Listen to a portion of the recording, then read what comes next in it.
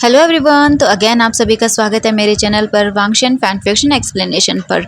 तो आज मैं आप लोगों के साथ एक बार फिर से शेयर करने वाली हूँ वांगशन एफ लव इज पेनफुल का नेक्स्ट एपिसोड। आई होप कि स्टोरी पसंद आ रही होगी। पसंद आ रही है तो प्लीज़ वीडियो को लाइक एंड चैनल को सब्सक्राइब जरूर कर दीजिएगा एंड इसी के साथ साथ मुझे कमेंट जरूर करिएगा एंड वीडियो को हाइप जरूर कर लीजिएगा।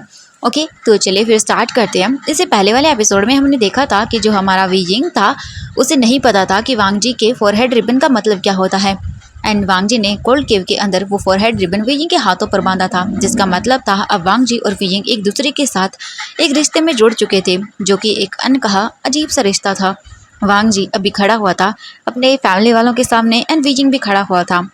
जैसे ही यान ली भी ये सब सुनती है कि अब वांग जी और वीजिंग एक दूसरे के हस्बैंड्स हैं, ये सुनने के बाद वो तुरंत ही आगे आती है और बोलती है बट भले ही आपका लैंड कबीला इन सारे रूल्स को मानता है बट आप मेरे भाई आशियन पर बिना उसकी मर्जी के ये सारे रूल्स को नहीं थोप सकते हैं। वो लैंड फैमिली का मेंबर नहीं है। एंड ये सुनने के बाद हम देखते हैं मैडम यू तुरंत ही उसके पास आती हैं और वो उसको टच करती हैं एंड उसके बाद वो सबको देखती है और बोलती है रूल्स तो सबके लिए रूल्स होते हैं एंड अब ये दोनों रूल्स के चलते हुए एक दूसरे के साथ बन चुके हैं। मुझे कोई प्रॉब्लम नहीं है इनके इस रिश्ते से, जो भी हुआ हो मैं इसे एक्सेप्ट करती हूँ। ये बोलने के बाद मैडम यू किंग हैंगजुन को देखती हैं। इसके बाद हम देखते हैं लैंस सेजन को। लैंस सेजन कहता है पिताजी मैं मानता हूँ कि रूल्स की वजह से ये सब हुआ है, पर मिस जियांग यानली की बातें बिल्कुल सच हैं।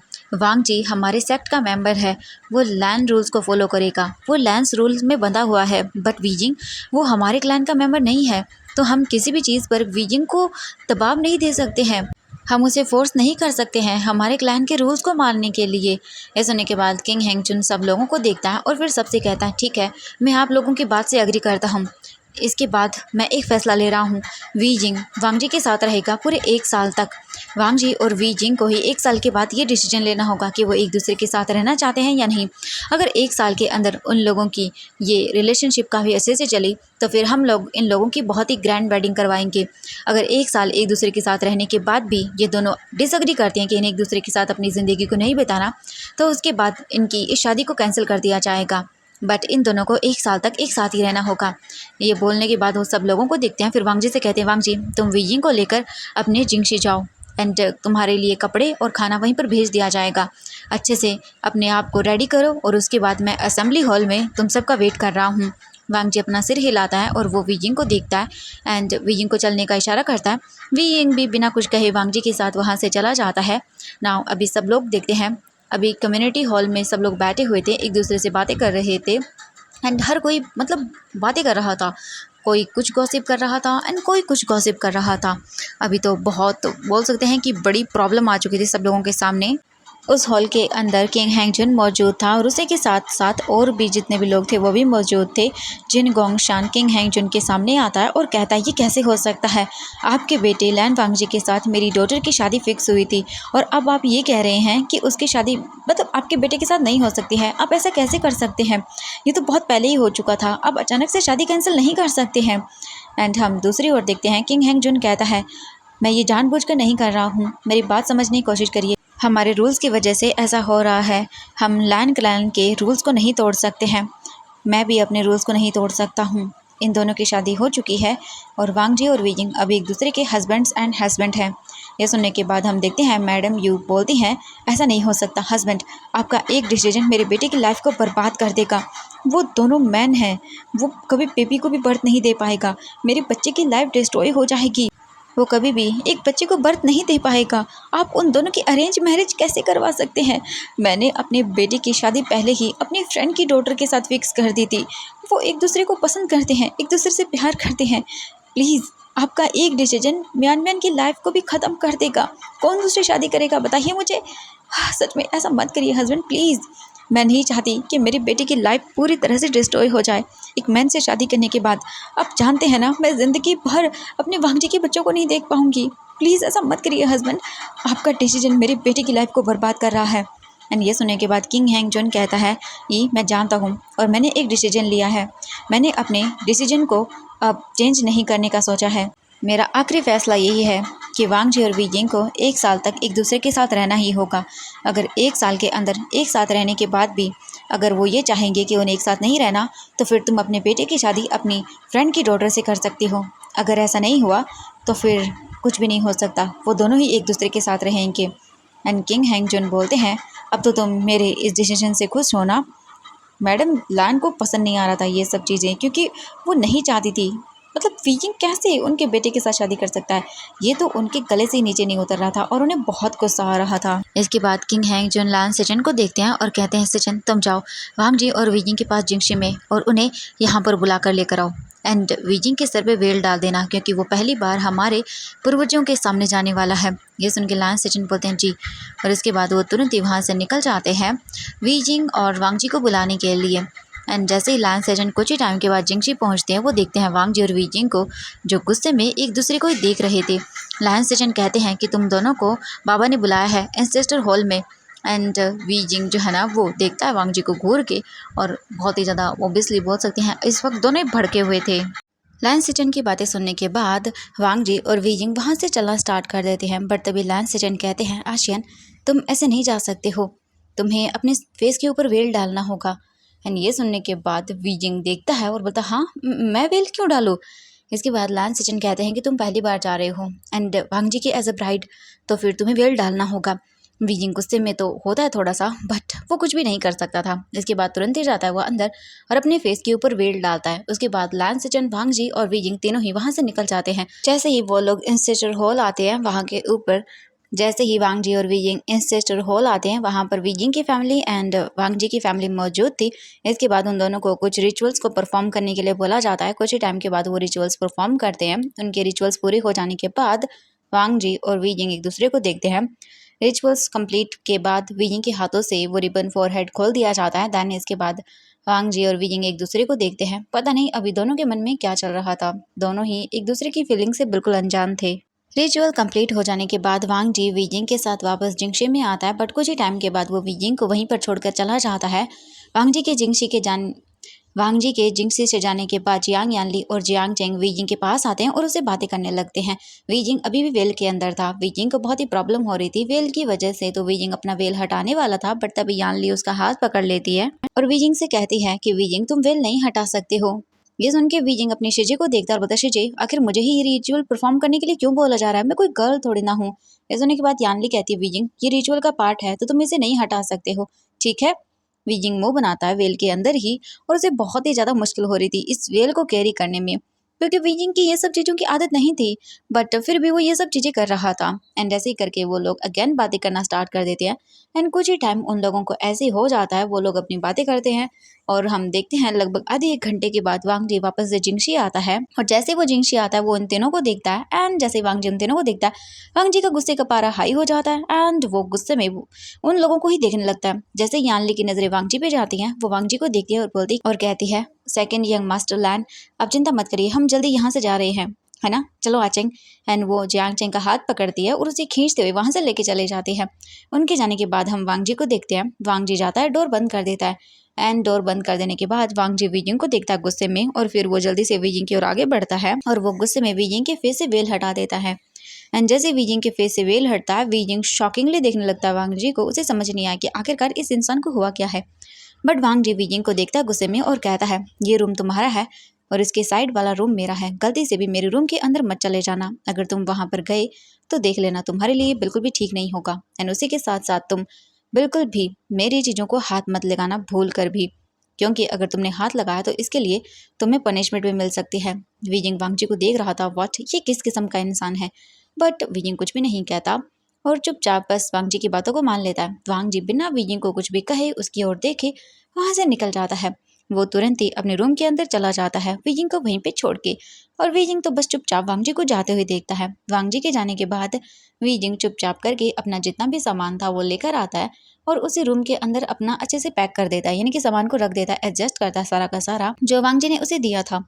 एंड नाउ वांग जी और वीजिंग के यहाँ से दिन ऐसे ही स्टार्ट हो जाते हैं, एकदम बोरिंग डेज। वीजिंग के लिए गुस्सू बोल सकते हैं एक पल के लिए ठीक था, बट दूसरे ही पल उसके लिए ये बहुत ही खतरनाक हो जाता था, क्योंकि यहाँ के रूल्स जो कि वीजिंग को कतई पसंद नहीं थे, इतने सारे रूल्स के अंदर वीजिंग को रहना तो छोड़ो दूर की बात है, हाँ देखना भी पसंद नहीं है, बट वीजिंग को ये सारे रूल्स को फॉलो करना पड़ रहा था। And wheezing day by day यहाँ पर बहुत ही डिफिकल्टी का सामना कर रहा था।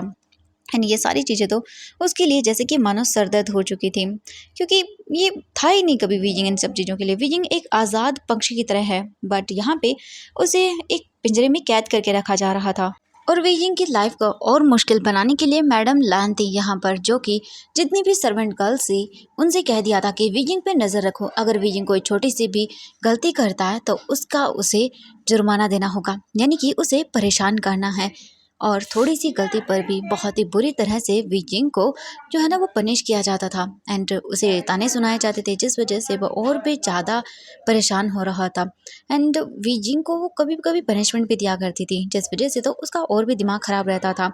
बट ये सब चीज़ें वीजिंग के लिए कुछ ज़्यादा नहीं थी, क्योंकि ये सेम चीज़ वीजिंग जियांग क्लैन में भी क्या करता था। मैडम लैन वीजिंग को बहुत सारा काम देती थी करने के लिए, यह भी वीजिंग के लिए कोई बड़ी बात नहीं थी, क्योंकि ये सारी चीज़ें वो जियांग क्लैन में भी किया करता था, इसीलिए वीजिंग की सारी चीज़ों को अच्छे से कर रहा था। बट कभी कभी वीजिंग के लिए ये दिन बहुत मुश्किल भरे हो जाते थे, क्योंकि मैडम लैन वीजिंग को गुस्से में कभी कभी खाना भी नहीं दिया करती थी।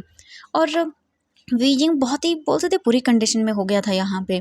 बट यहाँ के जो सर्वेंट्स थे वो बहुत अच्छे थे, वो वीजिंग का ख्याल रखते थे।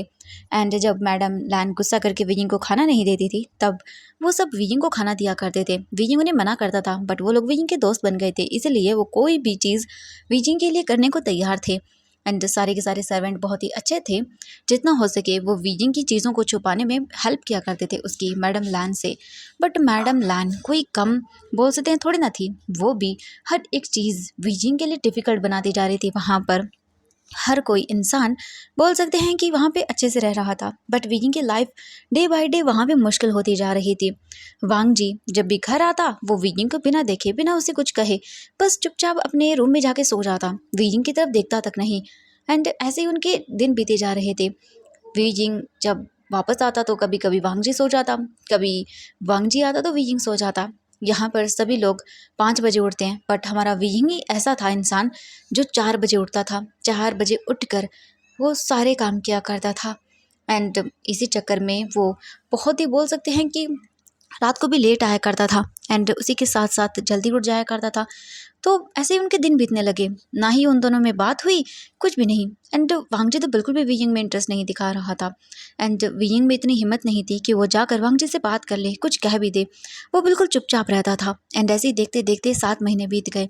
वीइंग का हर एक दिन यहाँ पे मुश्किलों से गुजर रहा था। वीइंग अब शांत हो गया था। दिन तो वैसे ही थे, बट वीइंग के चेहरे की हंसी, मुस्कान, वो सब चली गई थी। उसके चेहरे की रौनक कहीं गायब हो गई थी, इस गुस्सों की वादियों में गुम सी गई थी, काम के बोझ के तले दब गई थी, क्योंकि मैडम जो लैन थी वो रद्दी पर भी वीइंग को पसंद नहीं कर रही थी। उसे पनिशमेंट देना, उसे डांटना, हर छोटी छोटी चीज़ पर वीइंग को परेशान कर देना, बस यही चलता जा रहा था। और ऐसे ही 7 महीने बीत गए। वीजिंग की लाइफ पूरी तरह से स्टॉप हो चुकी थी एकदम से। काम का बर्डन हर जगह, वीजिंग सैड रहने लगा था, बस किसी से कुछ नहीं कहता था, चुपचाप उनके आदेश को मानता रहता था। अभी वीजिंग रिवर के किनारे बैठा हुआ था, सोच रहा था कुछ देखते हुए। उसे शायद थोड़ी बहुत आज बोल सकते सुकून के टाइम मिला था, जो वीजिंग बस बाहर बैठकर बिताना चाहता था। वो ऐसे बैठा ही हुआ था कि तभी पीछे से आवाज़ आती है, आशियन तुम यहाँ पे क्या कर रहे हो? एंड ये सुनने के बाद वीजिंग पलट कर देखता है तो वहाँ पर लैन सेचन थी। लैन सेचन ने अब वीजिंग को आशियन कहना शुरू कर दिया था वीजिंग की जगह, क्योंकि अब एक तरह से बोल सकते वो फैमिली मेम्बर बन गया था, इसीलिए इसीलिए वो उसे आशियन कहता था। वीजिंग देखता है लैन सेचन को और बोलता है, कुछ नहीं, बस मुझे यहाँ पे बैठने का मन था, शांति से कुछ देर, मुझे अच्छा लगता है, ये जगह काफ़ी पास है गुसू के, तो बस इसीलिए। लैन सेचन वीजिंग को देखकर बोलते, वीजिंग अगर तुम्हें घूमना ही है तो तुम बाहर क्यों नहीं चले जाते कहीं? ये सुनने के बाद वीजिंग देखता है और अपने चेहरे पर एक फेक स्माइल लेकर आता है, जो कि कोई भी देखेगा तो वो समझ जाएगा कि वीजिंग की ये स्माइल फेक है पूरी तरह से। लैन सेचन बोलते, क्या हुआ वीजिंग, तुम बाहर क्यों नहीं जा सकते घूमने के लिए, मार्केट जा सकते हो? वीजिंग लैन सेचन को देखता है और उसके बाद कहता है, मेरे पास पैसे नहीं है। एंड ये सुनने के बाद लैन सेचन वीजिंग को देखते हैं और उन्हें हर्ट होता है वीजिंग की हालत देखकर। बट इसके बाद वो कहते हैं, अगर तुम्हें जाना है तो फिर क्यों ना तुम मेरे साथ चलो, मैं तुम्हें बाहर ले जा सकता हूँ, क्या बोलते हो? बीजिंग बोलता है नहीं, इसकी कोई ज़रूरत नहीं है। मैं तो वैसे ही।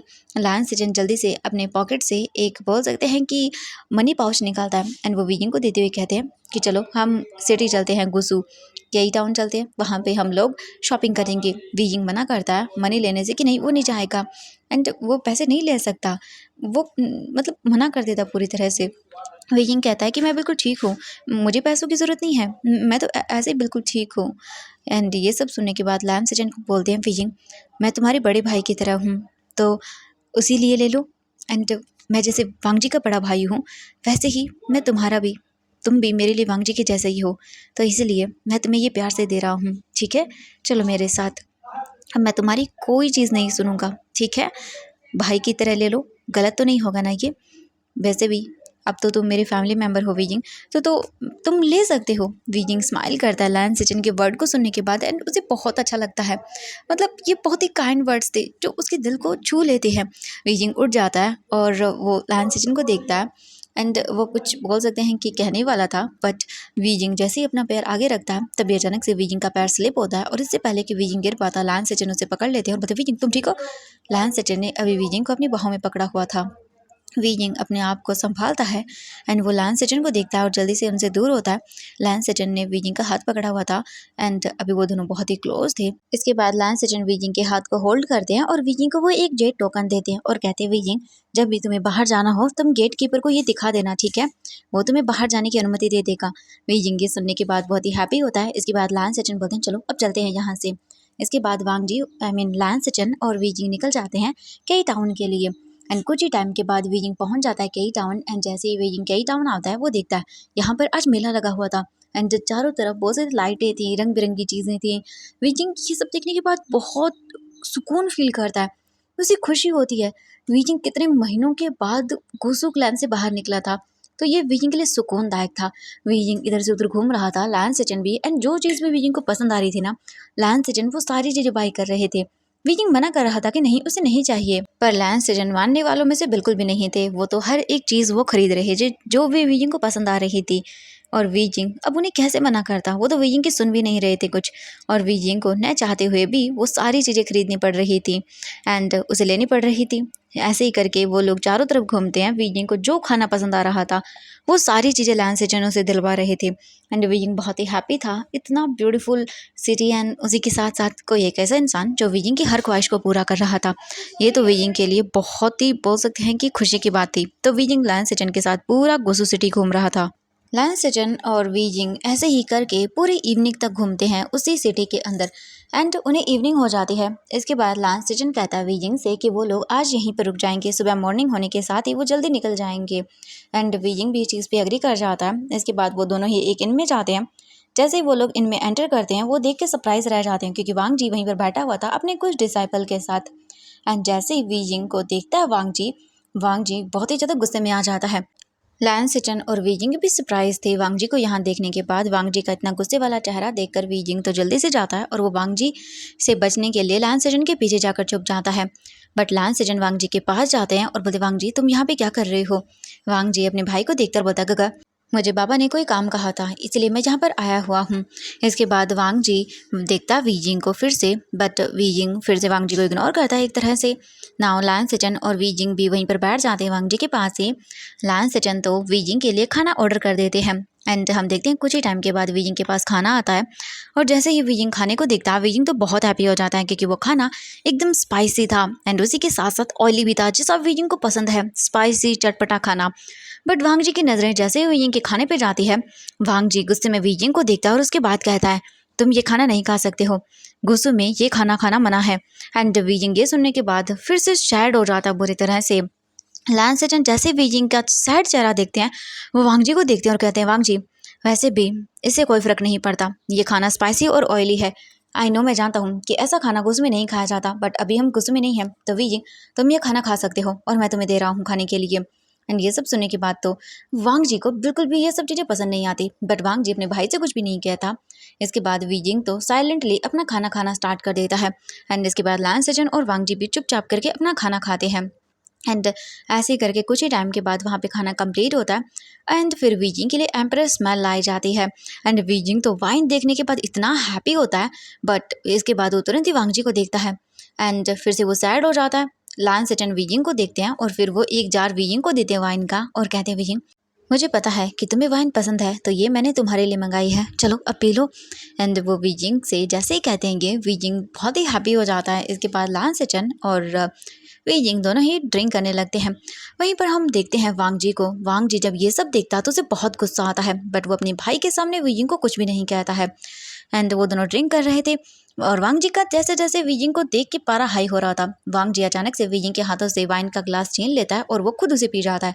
लायन सेचन ये देखने के बाद अपने भाई मतलब लायन वांग जी से कुछ भी नहीं कहते हैं, बट वो बोलते, वीजिंग मैं यहाँ पे इनमें पूछ कर आता हूँ हमारे लिए यहाँ पर रूम्स मिलेंगे या नहीं। एंड ये सब सुनने के बाद तो वीजिंग हाँ में अपना सिर हिलाता है। लान सेचन वहाँ से चले जाते हैं जो इनका ओनर था उससे पूछने के लिए यहाँ पे रूम्स के बारे में।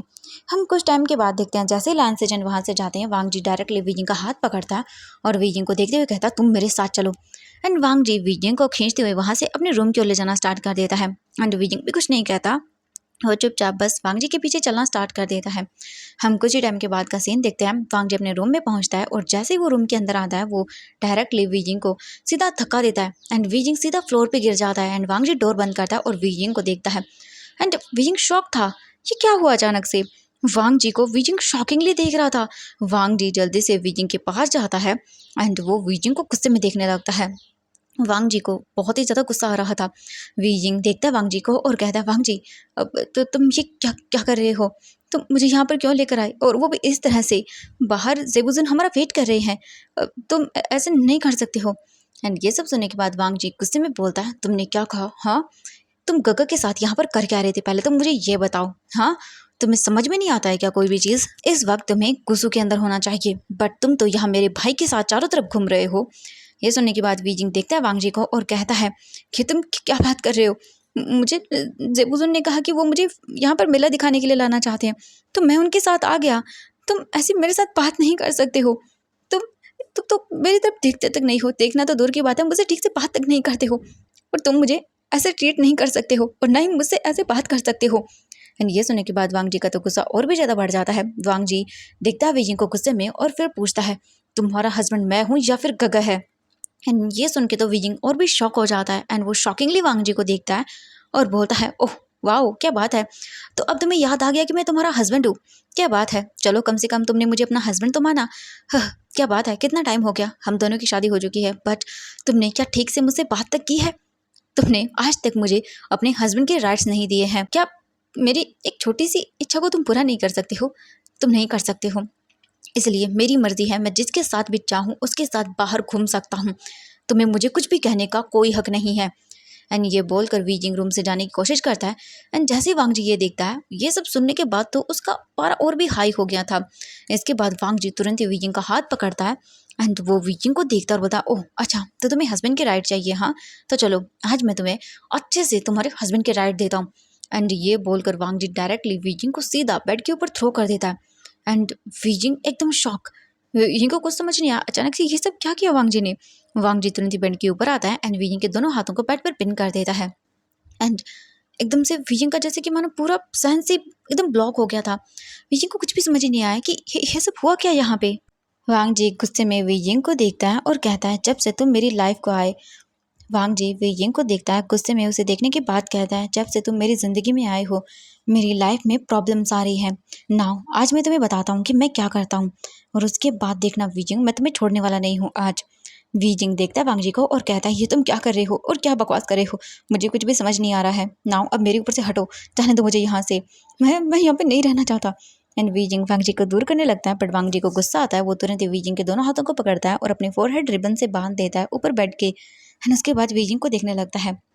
वीजिंग वांग जी को देख रहा था शॉकिंगली कि ये क्या हो गया इसे। इसके बाद वांग जी कहता है, ओह तो तुम्हें अब मुझसे हस्बैंड के राइट चाहिए थे ना, तो आज मैं तुम्हें तुम्हारे पूरी तरह से हस्बैंड के राइट देता हूँ। एंड वीजिंग को कुछ भी इससे पहले कि समझ में आता, वांग जी अपने वीजिंग के क्लॉथ को रिमूव करना स्टार्ट कर देता है। एंड वीजिंग शॉकिंगली वांग जी को देख रहा था। इस वक्त वीजिंग को वांग जी की आंखों में कोई प्यार कुछ भी नजर नहीं आ रहा था सिवाय गुस्से के। एंड वांग जी तुरंत ही वीजिंग को किस करना भी स्टार्ट कर देता है। एंड उसके लिप्स पे बाइट कर रहा था वांग जी। वीजिंग को बहुत ही ज़्यादा शॉक लगा ये सब चीज़ें होने की वजह से। एंड वीजिंग मतलब चिल्लाने की कोशिश भी कर रहा था, अपनी बोल सकते हैं बॉडी को उठाने की कोशिश कर रहा था, साइड हटने की कोशिश कर रहा था, बट वांग जी बिल्कुल भी वीजिंग को दूर हटने ही नहीं दे रहा था। एंड वीजिंग तो वांग जी को पुश भी नहीं कर सकता था क्योंकि उसके हाथ ऊपर बंधे हुए थे। एंड वांग जी बस वीजिंग को वाइल्डली किस कर रहा था, उसकी पूरी बॉडी पर उसके ऊपर किस कर रहा था, बाइट कर रहा था। वीजिंग बोल रहा था, छोड़ो मुझे लहसन, मुझे जाने दो, मैं तुम्हारे साथ यहाँ पे रही रहना चाहता, प्लीज़ मुझे जाने दो, तुम मुझे फोर्स नहीं कर सकते हो ऐसे, प्लीज़ मुझे जाने दो। बट नहीं, 1 मिनट के लिए भी वीजिंग को वांग जी दूर नहीं होने देता। एंड वांग जी वीजिंग की किसी भी चीज़ों को कुछ भी नहीं सुनता। एंड उसके बाद वांग जी पूरे रूम के ऊपर साइलेंसिंग स्पेल को लगाता है और इसके बाद वीजिंग को देखता है। अब तो वीजिंग की आवाज़ भी बाहर नहीं जाने वाली थी। एंड इसके बाद वांग जी फोर्सफुली वीजिंग को फिर से किस करना स्टार्ट कर देता है। एंड वीजिंग तो चिल्ला भी नहीं पा रहा था और ना ही तो वो वांग जी को दूर कर पा रहा था। वांग जी किस कर रहा था एंड कुछ ही टाइम के बाद वांग जी पूरी तरह से अपनी और वीजिंग के क्लॉथ को रिमूव कर देता है। एंड वीजिंग देखता है एकदम से, वांग जी बस वीजिंग को देखता है और फिर वो वीजिंग के साथ अपने आप को कनेक्ट करता है एंड जो अपना कार्यक्रम था वो स्टार्ट करता है। एंड वीजिंग इतना ज़्यादा पेन में चिल्लाता है बट वांग जी को कोई फ़र्क नहीं पड़ता, वो बस अपनी मूवमेंट को जारी रखता है। एंड वीजिंग शॉक, पूरी तरह से वीजिंग एकदम खो चुका था कि क्या हुआ। वीजिंग ने इस चीज़ की कभी उम्मीद नहीं की थी कि वांग जी कभी ऐसा कर देगा वीजिंग के साथ, बट वांग जी तो बिल्कुल भी वीजिंग पे कोई मर्जी नहीं दिखाता।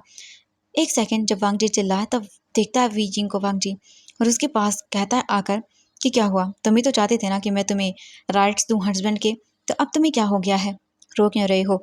एंड वांग जी अगेन से स्टार्ट हो जाता है एंड ऐसे ही करके वांग जी बोल सकते हैं वीजिंग के साथ फुल ऑन इंटीमेसी को परफॉर्म करता है।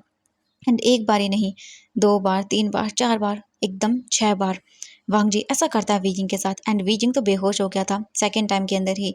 एंड नाउ अभी वीजिंग की पूरी बॉडी के ऊपर निशान थे बाइट के। एंड पूरी तरह से वांग जी ने वीजिंग को इंजर्ड कर दिया था। वीजिंग बेहोश बेड पर लेटा हुआ था। एंड वांग जी वीजिंग को देखता है और इतने सब चीज़ें करने के बाद वांग जी वीजिंग के क्लोज आता है, उसे हक करके सो जाता है। नाउ अभी हम देखते हैं नेक्स्ट मॉर्निंग।